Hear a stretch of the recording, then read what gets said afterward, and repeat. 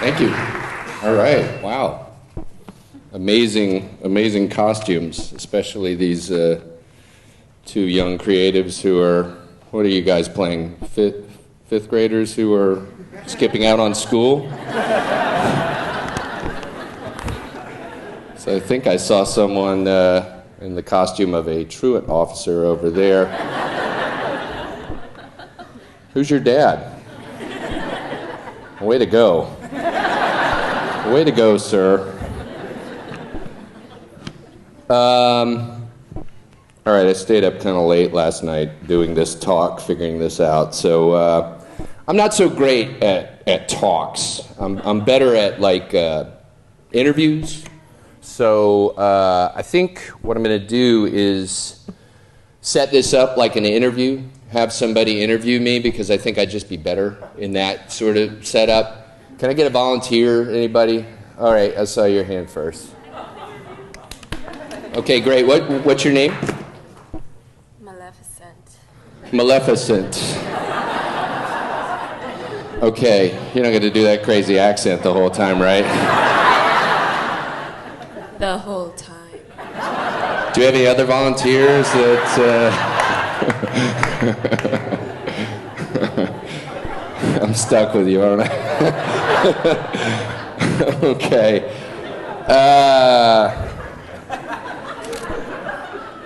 I can stop. All right.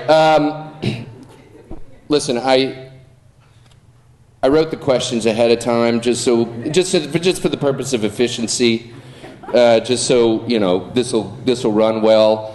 But I want it to be spontaneous. I want you to feel like you can say, do, ask, whatever. Just so long as you keep with what I've written on the cards here. So I'll give you these one at a time so you don't read ahead, okay? Okay. Thank you for coming to Creative Morning to speak with us. I really appreciate it. Thank you for having me. It's really sweet of you. Come on, people, give it up. He stayed up until 1 this morning gluing these questions to index cards. It shows real attention to detail. Yeah, give it up. Thank you. Thank you so much. I didn't need all this. Hang on, some of these cards are glued together.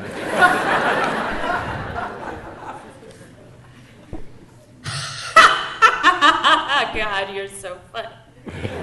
Thanks. Thanks a lot.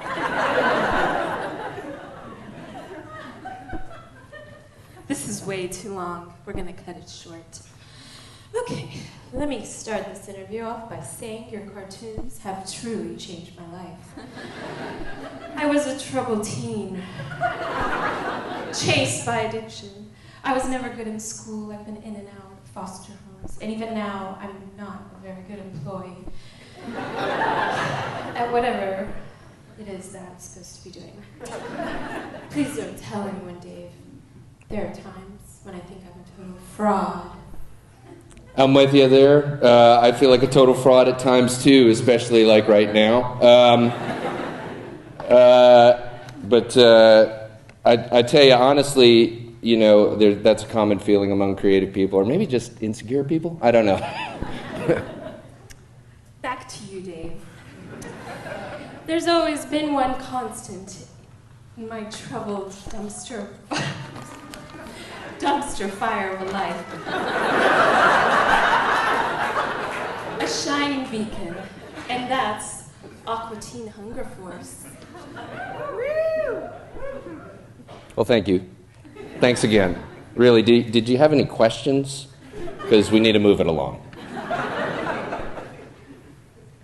For almost 2 decades, Dave Willis, you've been a Cat 5 tsunami of comedy in an otherwise colorless world devoid of joy. You've been completely unappreciated, undervalued, underrated, and underpaid. I don't know about your family, but I sense that even they don't give you the respect you so richly deserve. You're right. Any questions? You've been wildly successful, yet you've done it your own way. Aqua Teen Hunger Force, Squidbillies, and your pretty face is going to hell. They're not at all moronic. Potty mouths, drug-induced adolescent circle jerks, disguised as TV shows, despite what most television critics say. You're right. You're completely right. I could not agree more. A question, please. What did you do last night? That's not on the card.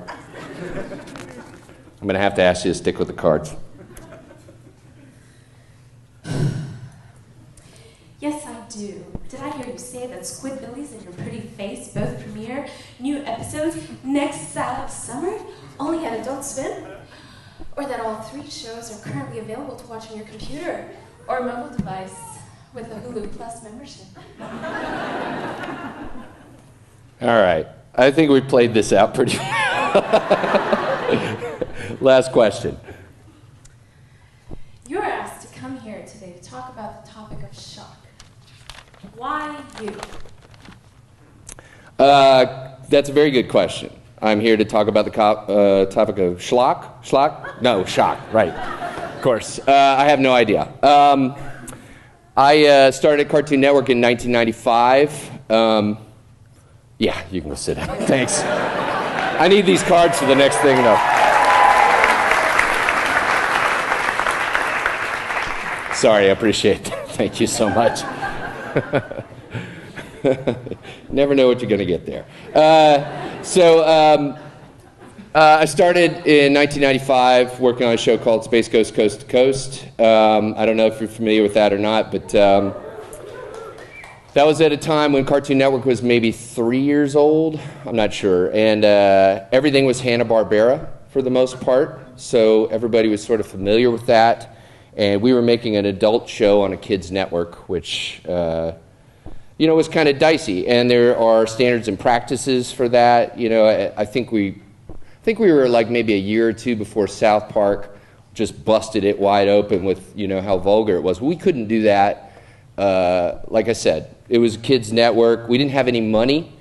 We couldn't out-funny The Simpsons, which was still pretty early in its run.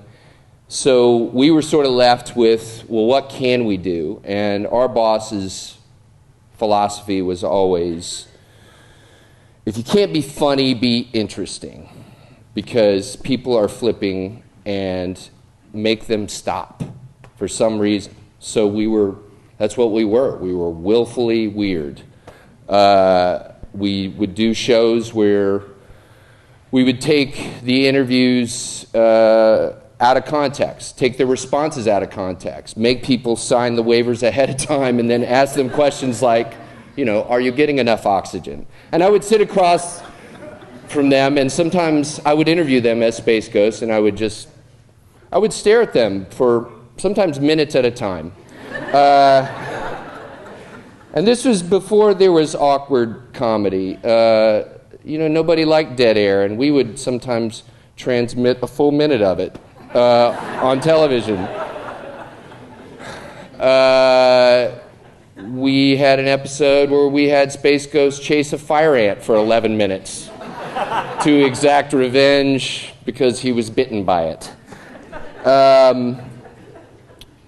So that was it's not really shock per se, but it's trying to do something that's unexpected, that you couldn't see anywhere else, that would sort of unnerve you and make you either want to watch more or just find the remote and change it immediately, get it off. I mean, have you ever watched a show where you feel nervous for the people on it, even though it's being transmitted to you in your own living room? And some of you might feel that for me right now. Anyways, In 2000, there was, at that point, Beavis and Butthead had been very successful. South Park had been very successful. Space Ghost, to a certain degree, had been successful, and there was thinking, well, we could do a whole block of these. Because Cartoon Network is a kids' network, and at a certain point, Lucky Charms just runs out of money. They're just like blue diamonds, orange clovers, green stars. We have given you all our money for the year. What? So where's the network going to get money? So they go to the Marines, and they go to Budweiser, and they go to the rated R franchises, and they say, how do we get money from these people for a kids' network? Well, you start an adult block. And that was Adult Swim, and we were a part of that when we pitched Aqua Teen Hunger Force. That's Matt Malero and myself. And at that point, I think sort of trying to surprise people or shock people had been a philosophy. We were the shortest show on TV, 11 minutes long. And if we hadn't wrapped up the story, we would just blow up the house and then go to credits. Because no one expected that. Everyone expects this denouement and this third act and all this, and after a while, sophisticated viewers sort of understand those patterns, and we were all about breaking those patterns. And if someone drops something on the floor, well, it explodes in this world. There's talking food products living in a house in New Jersey, but they don't, we don't explain where they came from. I mean, if it's like Stan Lee's, like, oh, well, some nuclear accident or something made them, gave them these powers to talk, and we're just like, screw it. They live in a house. Things happen to them because we can't afford any other backgrounds.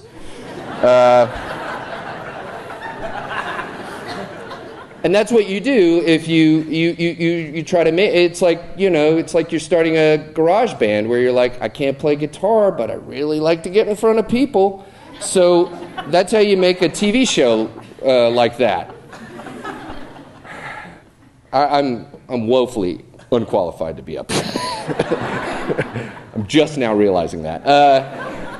But there's sort of two camps of comedy. In my mind, there's a lot of...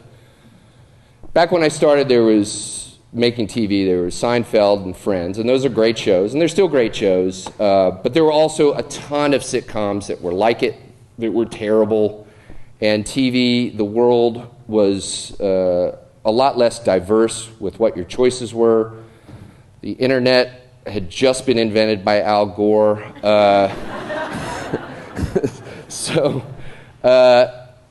But there's still a lot of comedy like that. Predictability, structure. It's sort of comfort food. It's what you expect. You're almost like a little bit ahead of the curve, and it reassures a lot of people who are just exhausted at the end of the week, and they just like, click, amuse me, but don't amuse me too much. And then the stuff that we tried to make is sort of more non sequitur, absurdist, the last thing you would expect. The things that I like are the things that make you convulse. It's almost like make you vomit with laughter. You don't know why you're laughing, but it's a physical response. And it unnerves you too, and sometimes unnerving things and things that you aren't comfortable with. And I think that sort of drifts into the horror world as well. I mean, there's sort of definitely gore, in some ways where it's just so ridiculous and over the top is really funny to me. I showed my son an episode. I didn't show him a lot. I'm a better dad than that, but I did show him this one episode where this giant centipede tears Frylock apart, and he laughed, and then he goes, I didn't expect that. And I was like, that's what we're trying to do, right?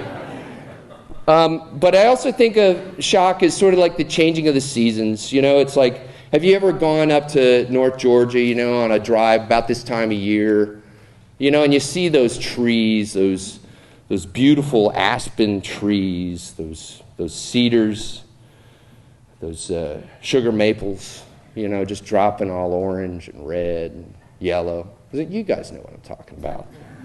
The dogwoods, the hickories, the white oaks, the horn beams and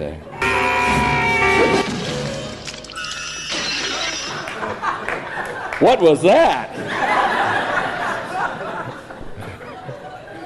You see, I lulled you into boredom with my talk about the trees, and then I turned it on you and I shocked you.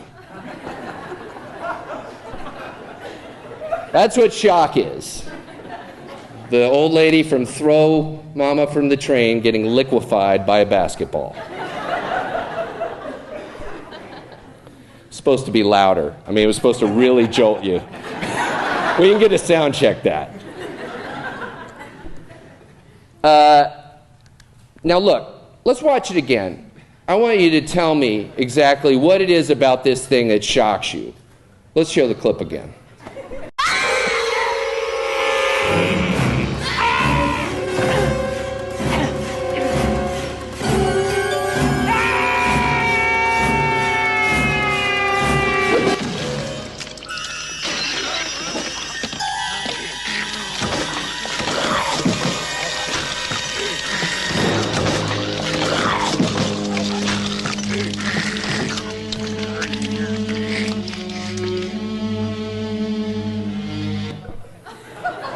Well, first off, let me say, I wish I had made that. That's called Deadly Friend. I don't know if it's available on Netflix or even on VHS, for that matter. But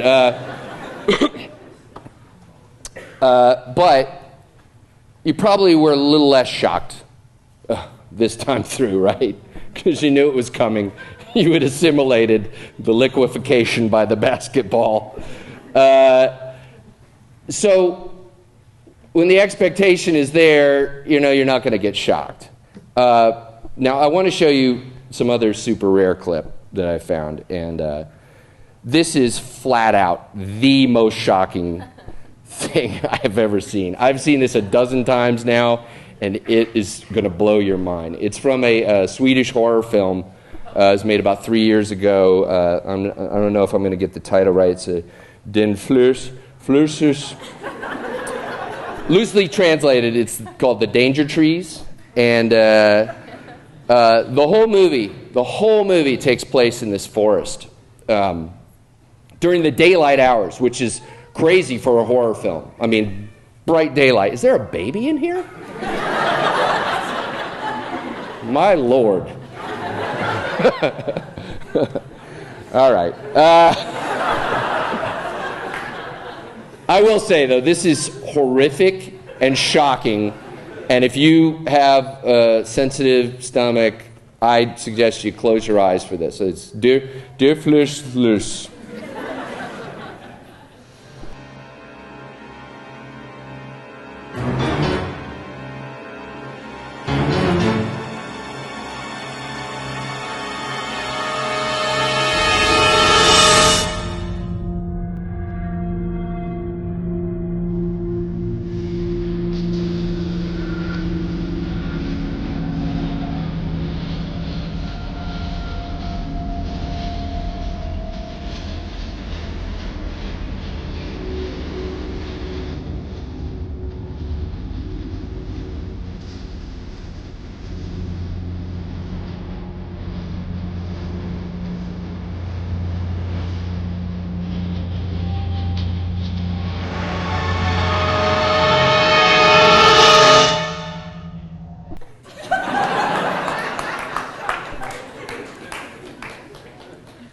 Like I said, should we watch it again? Yeah, there is no movie called Der Fliff. I just made that word up. Yeah, we just made that at 11 o'clock last night in edit. But I love that we set the expectation and then we defy it by boring the shit out of you. But to me, maybe that's not what shock is, but that's what the type of humor that we try to do, which is basically you set your expectation one way and then you go the other way with it. But I kind of want to get to the very specifics of what is sort of shocking about that basketball clip. I want to go back to that because I do think that there is something interesting about it. I want you to watch it very closely this time. Can you show it one more time, please?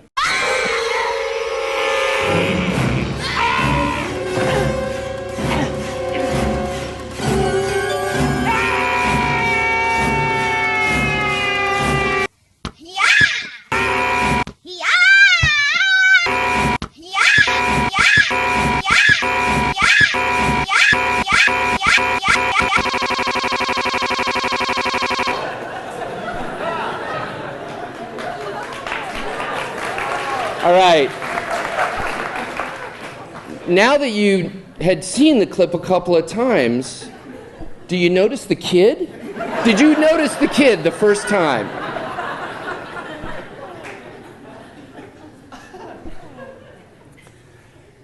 It's about setting expectations and then defying them.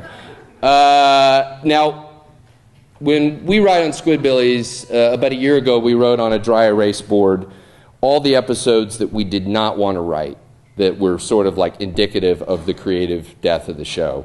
And we had all these cards that said, like, the Squidbillies get rich. The Squidbillies visit Europe. A long-lost cousin moves in and becomes a prominent character in the show. I mean, these are all sort of sitcom tropes that are indicative that, you know, maybe you're sort of running out of steam. You know, and a lot of people love them, and I think they're things that can be really funny. You know, they're great premises, but ultimately they're indicative of, you know, maybe you're going for the first type of humor, the sort of the reassuring humor. I was very fortunate to interview Conan O'Brien for Space Ghost, and he mentioned The Simpsons, and he mentioned the episode where Homer becomes an astronaut. And he was like, it felt like a crutch to me a little bit, because you're making Homer famous outside of Springfield, and it sort of tells the world, you've run out of ideas in Springfield. You have to make them famous. And it's like people playing basketball where you got to redraw the lines, and now people want to dribble up in the bleachers and in the hallway and in the locker room and outside the high school. It's like you can't find enough interesting, unique stories within the world that you've already created. And I think that ties in somewhat, because when we started at Adult Swim, we were making the shortest show on TV, and now it feels like we're making the longest show on the internet. And a lot of you guys are from a younger generation, honestly, but it's, you know, the world has changed so much in media. You know, the music industry is trashed. You know, it's just with YouTube, and there's a whole website, Twitch, which is just insane to me, that people watch people playing video games. It's already like some voyeuristic sort of weird experience, but then it's like twice removed. The media world is such a mishmash and a mashup, a parody, a callback. There's so much cord cutting going on, because, I mean, you don't want to spend $150, $200 on your cable bill. I mean, the TV world is amazing. I mean, there's so many options now. I mean, Breaking Bad, I mean, could you have had a show about a meth dealer, 20 years ago on TV? No. The ad world has gotten completely willfully bizarre, because half the time people are fast forwarding, so you have to catch their attention immediately, so you do something insane and bizarre and non sequitur-ish. Maybe you guys don't realize it, but I mean, the ad world is crazy now, like the ads that you're seeing. And I love it, but it's almost too insane. Everybody is doing something insane because they got to catch your eye. But I will say this, that in a world where everyone is so sophisticated, I mean, even the viewers, the prosumer cameras and the editing software, if the viewer doesn't like what you're doing, they might be able to make something better themselves. And they might do it and then broadcast it on their own YouTube channel. So I think it's setting another test for yourself as creatives. Have I seen it before? Because when I started, if someone has seen it before, it's not such a bad thing. It was a callback. It was sort of a reassuring thing. It was something that someone would get. But nowadays, I feel like, and this has always been our philosophy, is if you've seen it before, you know the viewer that you want has seen it, and probably seen it a number of times. So you want to make something that that you haven't seen before. And I know everyone's got corporate overlords and clients they got to deal with and all sorts of stuff, and and you can't help that. But set that test for yourself, I feel like. Was this supposed to be an inspirational talk? I turned it that way. All right. Does anybody have any questions or anything? Should I show the basketball clip one more time? Which one? Yeah.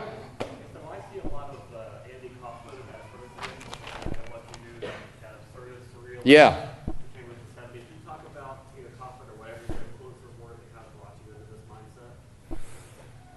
You mentioned that you see a lot of Andy Kaufman in what we do, and yeah, that's true. I don't know if you guys are familiar with a lot of the work of Andy Kaufman. A lot of people know him as the guy who played Latka Gravas on Taxi 10 years before you were born. But no, but he did a flawless Elvis impersonation. He would come onto the set of Taxi as this Vegas hack comedian, Tony Clifton, and just insult people. And everyone knew it was Andy Kaufman, but he still held character. He had a talk show once, I don't know if it aired once or not, where he had his desk 10 feet up. And he would quite literally look down on his guests. And then at a certain point, he just made it go to static and slowly turn as the episode. So, he's very much the forefather of this type of, messing with the audience. And yeah, I would say he was certainly an influence on us. But my boss, Mike Lazo, is, a very astute and sophisticated and about, entertainment. And I think he was just basically held us to the standard of, if I've seen it, I do not want to see it again. I want you to surprise me. And that would result in a lot of drafts of a lot of scripts. But, we would get there. And the good thing was the show was cheap enough that he could just keep sending us back. And if it was time to air, he'd just go, well, let me just move the air date. So that was fortunate. Any other questions? Yes, you?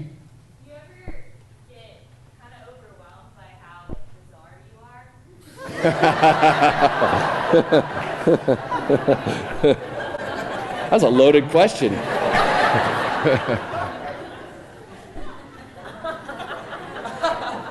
I think my children do. I just throw cereal at them in the morning. And no, we don't wear clothes around the house. We're crazy. We live in the woods. I don't know how to answer that question. So I'm going to just move on to another question. Yes? What advice would you give to people, or how would you handle people who may not necessarily be in line with your vision, like people who don't believe in what you're doing? What advice would you give to creatives who may be trying to pursue something? Hard-headedly insist upon your vision. No compromise.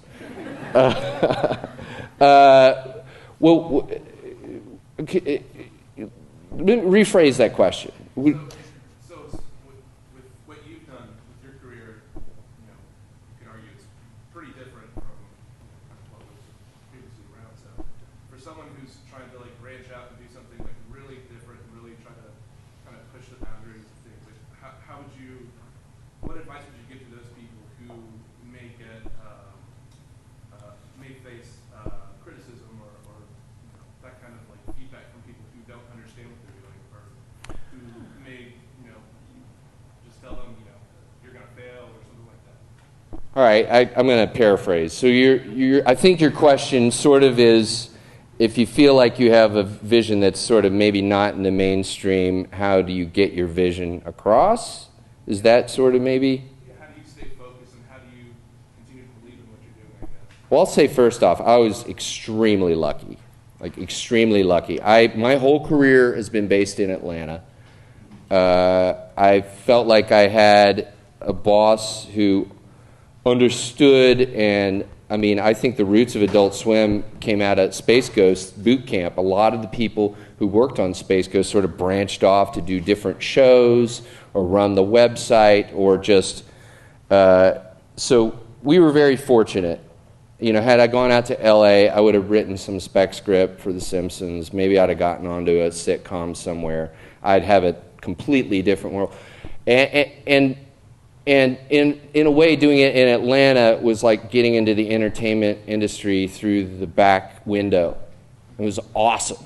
But I was also very lucky. I landed in a place that was perfect for me. And it was, you know, it was a rare situation. But nowadays, with the equipment and the way, I mean, I feel like you can cultivate you can work professionally for other people, but you can cultivate your own voice on the side, and it might suck at first, but you can keep at it, and you can actually build an audience. I mean, we couldn't do that.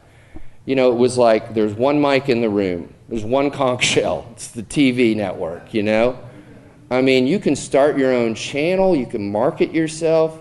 I mean, Twitter is sort of a shameful thing for me. I love reading it. I hate posting on it because it just feels like I'm just masturbating in public, you know? It's a weird, but you know, with things nowadays, it's just amazing to me that you can, that you know, you have all the resources.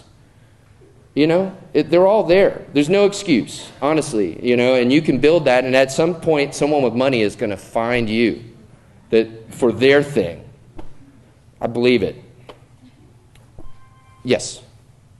Yes. What was your biggest mistake from a creative point of view in your career? My biggest mistake from a creative point of view in my career, none. I've made none. No, I don't know. I mean, I was putting one foot in front of the other when I started. I landed in a very fortunate place. Adult Swim has built and been successful, and that's been awesome. So I don't know.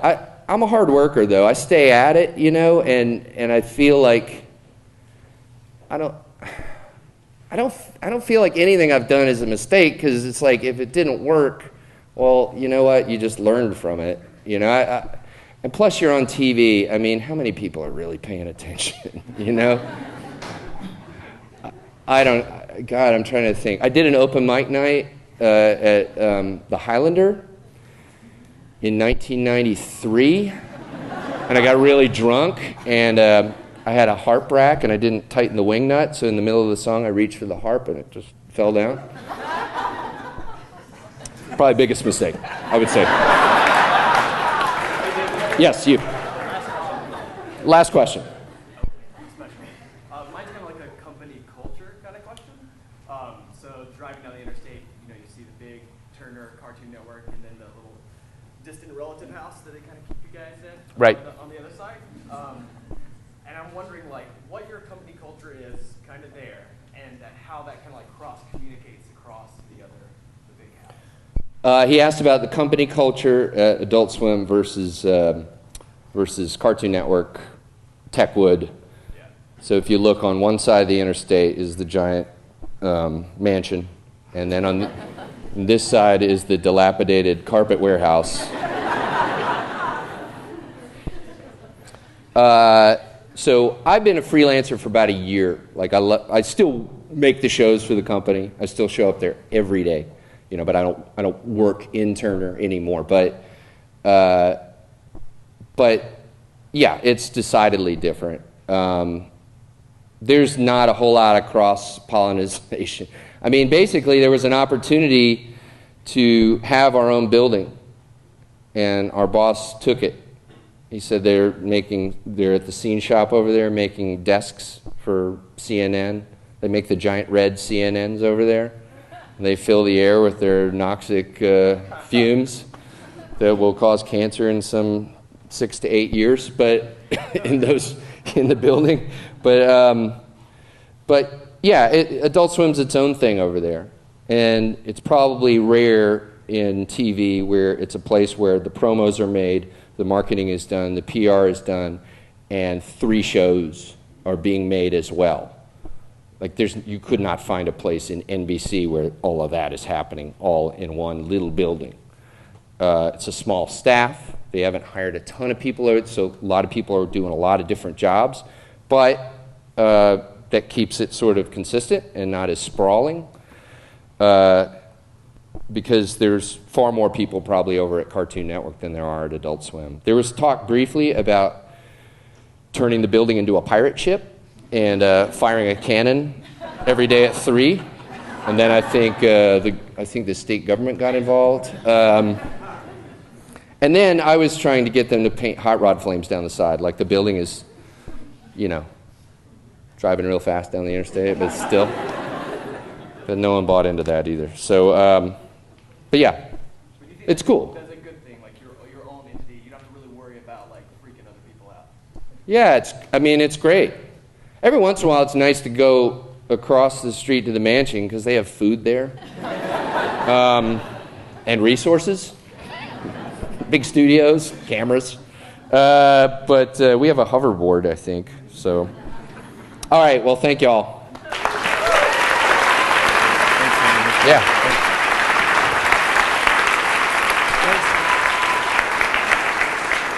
Thanks, Dave.